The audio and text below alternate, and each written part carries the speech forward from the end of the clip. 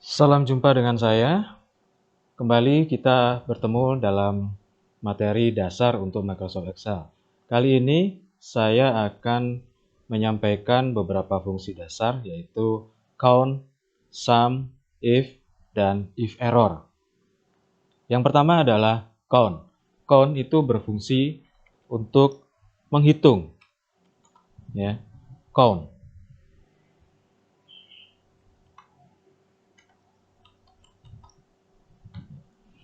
Jadi fungsi count di sini atau formula count di sini akan menghitung misalkan apa yang ada di kolom B ya, dari baris kedua sampai baris ke 40. Maka akan dihitung berapa sel yang terisi. Kemudian jika kita akan menghitung di kolom C, ada beberapa sel yang kosong. Maka sel-sel ini tidak ikut terisi atau tidak tercounting. Jadi kurang lebihnya count ini fungsinya sama dengan tally dengan syarat dia tidak kosong ya. Baik, kita coba saja. Kita hitung misalkan count untuk yang di kolom B.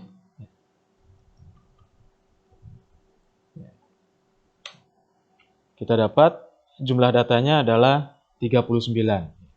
Kita coba cek ya. Jadi setelah kita blok semua, datanya ada berapa? Di sini ada count di bagian bawah sini ya. Nah, di bagian bawah di taskbar Excel sendiri, di bagian bawah ada count jumlahnya 39. Number of selected cell that contain data. Jadi ada isinya, ada datanya. Kalau coba kita tarik, maka akan berbeda. Kenapa? Karena di kolom C, jadi ini perhatikan di sini, maka ini merujuk kepada kolom C. Di kolom C ada sel-sel yang kosong, sehingga jumlah yang ada diidentifikasi atau ada datanya sebanyak 32. Sama untuk kolom D. Berikutnya adalah dengan formula atau rumus sum, fungsi sum. Sum atau penjumlahan. Jadi untuk menjumlahkan sebuah kelompok data, kita bisa menggunakan sum. Ini contoh pertamanya adalah kita ingin melihat penjumlahan ke kanan, ya. Ke samping, kiri atau kanan. Jadi jangan dilihat judul tabelnya dulu atau nama kolomnya, tapi kita hanya untuk mencoba formulanya saja. Ini adalah contoh penjumlahan ke kiri atau ke kanan, ya.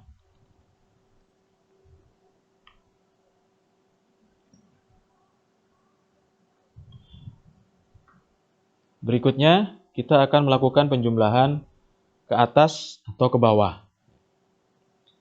Kita bisa letakkan di mana saja sesuai dengan keinginan kita. Taruh di bawah, misalkan sum, kita ingin menjumlahkan bagian atasnya. Setelah semua tertandai, ini jumlahnya adalah 394945. Kalau kita ingin meletakkan di tempat yang lain, juga sama aja.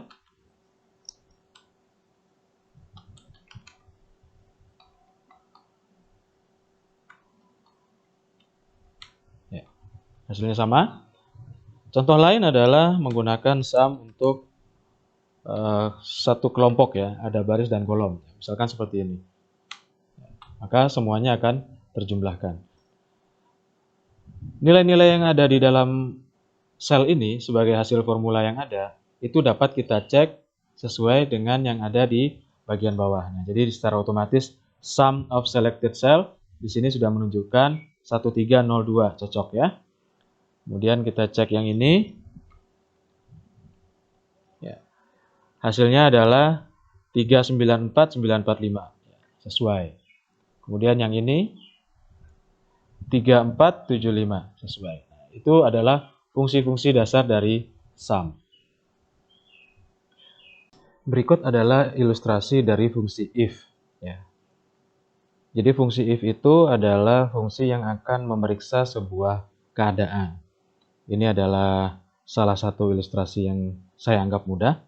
Jadi misalkan ada sebuah hal atau sebuah kondisi tertentu yang ingin diperiksa. Jadi setelah ditentukan halnya apa, maka dia akan memasuki ruang pemeriksaan. Dari hasil pemeriksaan itu bisa dinyatakan dalam dua hal kejadian, yaitu hasil pemeriksaannya adalah benar atau salah. Apabila hasil pemeriksaan benar, maka dilakukan eksekusi dengan cara yang pertama. Jika salah, maka dilakukan dengan cara eksekusi yang kedua. Nah, dengan demikian, maka semua sudah selesai. Jadi kalau salah dilakukan suatu hal, kalau benar dilakukan hal yang lain. Maka kondisinya sudah berakhir atau stop. Namun demikian, nantinya fungsi if itu sendiri bisa berkembang. Contohnya di sini adalah pada saat kita memiliki suatu hal, maka dilakukan pemeriksaan yang pertama. Jika sesuai, maka dilakukan action atau perilaku yang di 1A. Jika salah, maka dicek untuk melakukan action di 2A. Tetapi di 1A sendiri ternyata masih memiliki percabangan, sehingga dilakukan lagi di pemeriksaan yang ke B. Di B dihasilkan dua kondisi, yaitu jika benar melakukan action namanya 1B, kemudian jika salah melakukan action yang namanya 2B. Demikian juga hasil dari pemeriksaan A, pada saat kita menerima kondisi aksi atau action 2A, maka dilakukan pemeriksaan di C.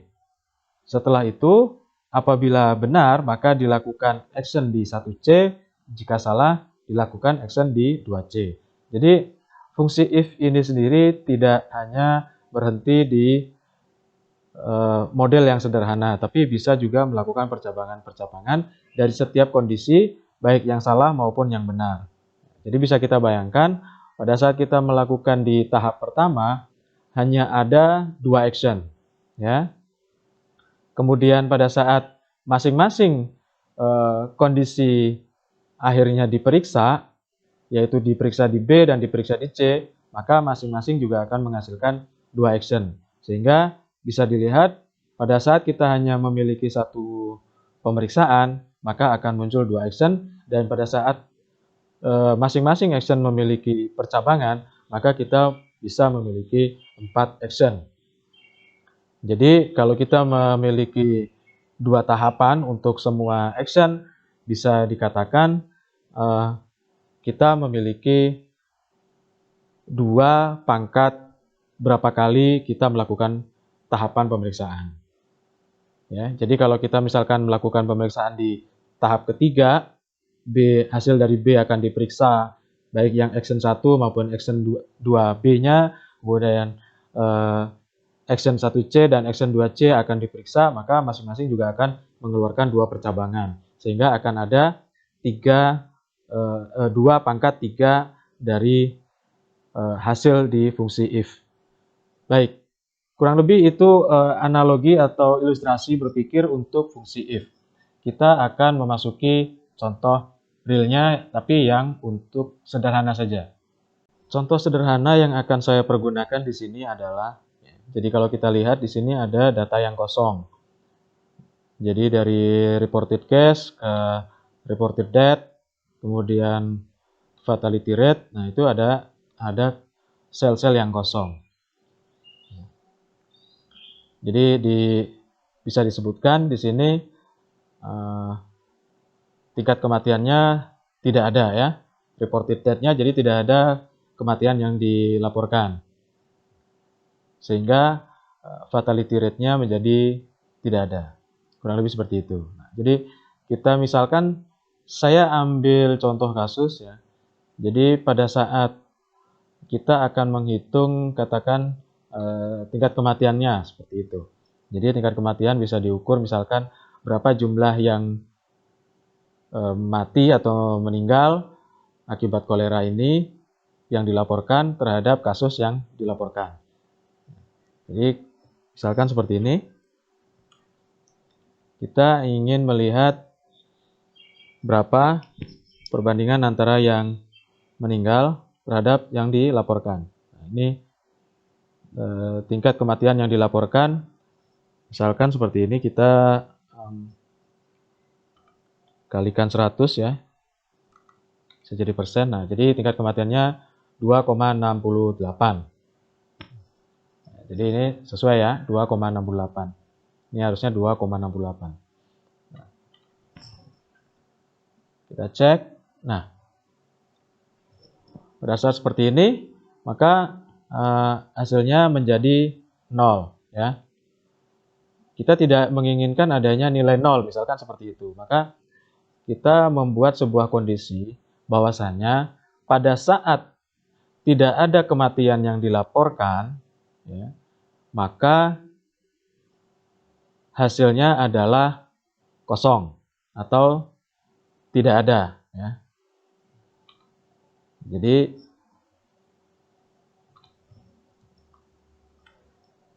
jika fungsi if adalah fungsi jika. Ya. Jika tidak ada laporan kematian, ya, jika if C5 itu sama dengan kosong, kalau kosong itu double quote ya, 2 kali kosong, maka kita biarkan isiannya kosong ya. Jadi di sini adalah nilai pada saat dia menjadi benar. Kita tentukan bahwasanya tadi perihalnya adalah C5 atau laporan kematiannya tidak ada. Maka nilai benarnya adalah menjadi tidak ada. Ya, kita kosongkan.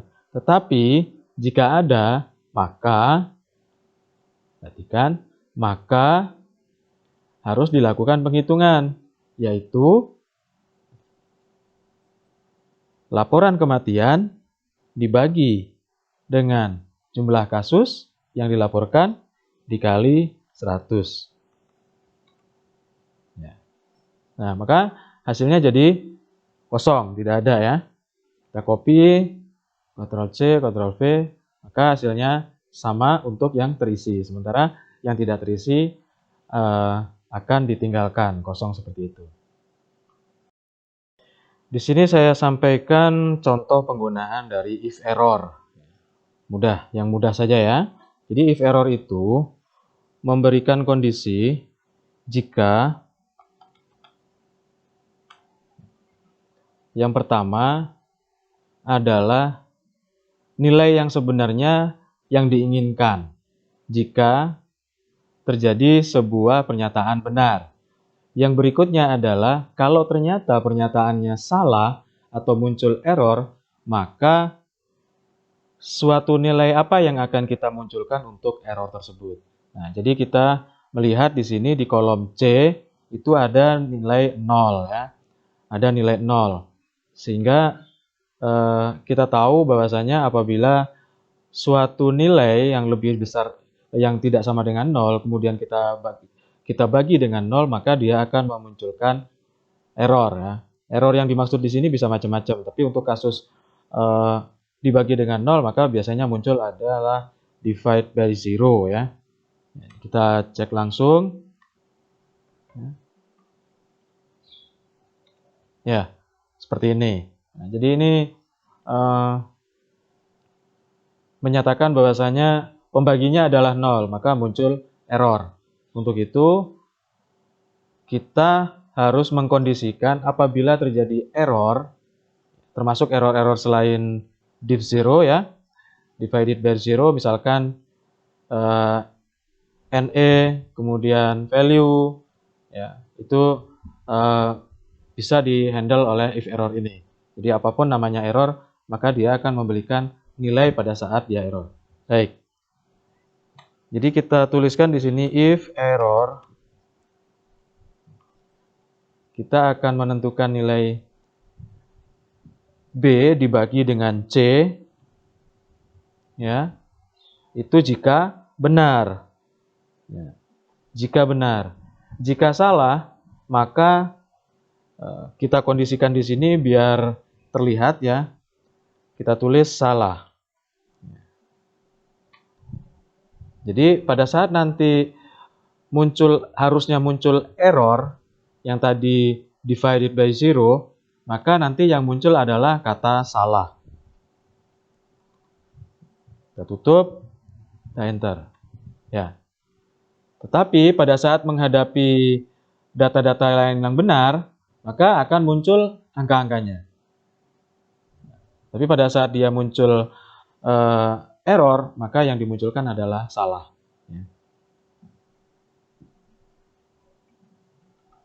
Kita ganti, misalkan kita kosongkan saja, atau kita ganti dengan tanda strip ya.